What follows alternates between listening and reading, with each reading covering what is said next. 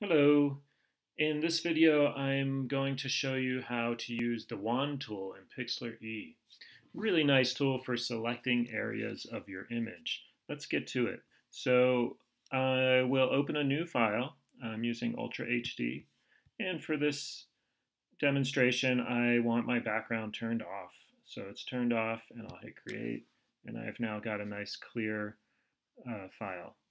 So I'm going to go over to Google where I've already searched for a deer, and I'm going to use this image right here. It's a large image because I set my image size to large for the search, and you can see how to do that in my other video. So I've copied that image and I'll paste it in here. And previously I've shown you how to use the lasso selection tool, which is this tool right here. And that gives you some nice options to select out parts of your image by using these different lasso functions. However, for this image, that would be rather tedious to manually go all the way around the image and select out the deer head. So what I'm going to do is click on my wand tool, which is this one here. And you can see I've got several different options here. By default, I think your contiguous setting will be turned on, and we'll look and see at what that does in a moment. Now I'm going to show you a few different things and how it will affect my selection and what I choose to do with it. First, we're going to leave everything at default. So I believe by default that's turned on, and I'll select the white area. And then I do that just by clicking anywhere on the white part of the image. And it took PIXLR a few seconds, but it now has selected all the white parts of the image. Now, it's not exactly all the white parts of the image. It's all the white parts that are connected to the white part that I clicked on. And that's what contiguous means. So it's all the touching white parts, so all the white parts around, but notice these areas in here have not been selected. So if I were to delete, let me try and get that just the right size, there we go. If I were to delete the selection now by pressing delete on my keyboard, you'll see that those white areas within the antlers are still present. They haven't been deleted. And another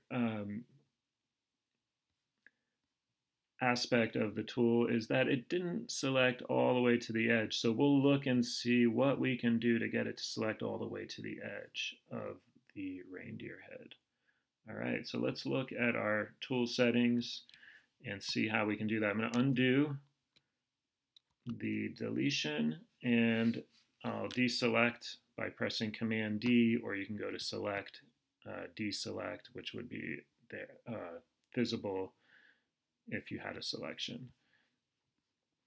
So let's look at these settings here. Firstly, we'll look at contiguous. So turn that off, and now when I click, it will select all the white areas in the image, all the areas that are similar to the point that I clicked on, in this case white, and it'll select these areas inside the antlers, and if I press delete, you can see that those disappear. Okay, I'll undo that.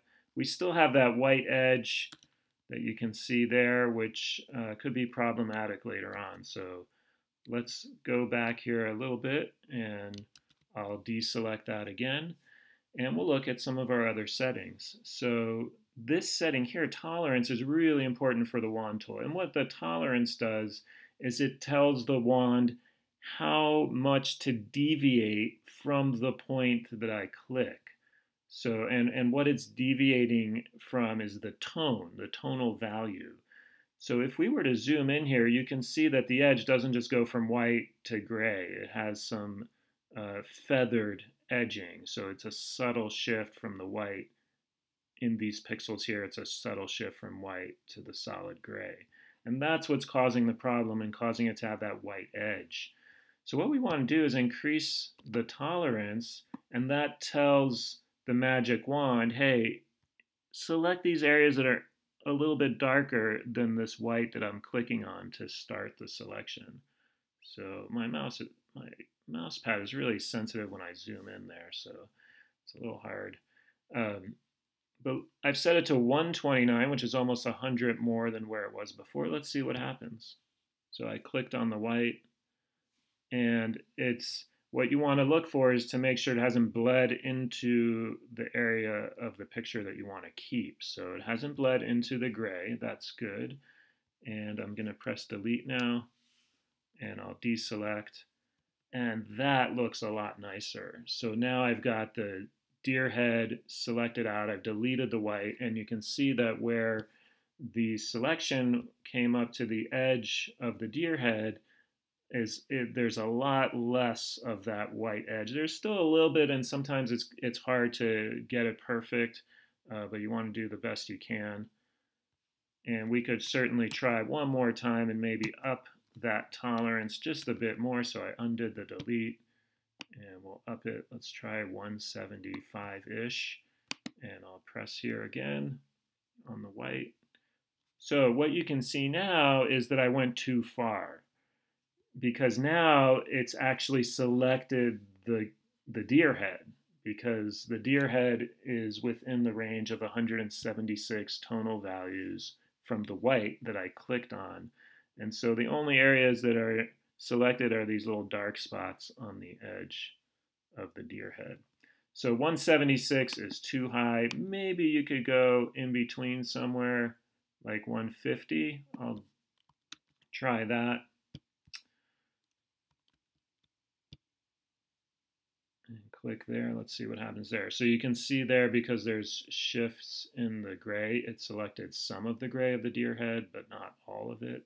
So still not ideal. It looks like the 129 that I had it set to was probably the best setting. And you can play around with it until you get it just perfectly where you want it. Some images won't allow you to get it perfect. I think this one at 129 was really close, and that's what I would set it to if I were doing this image.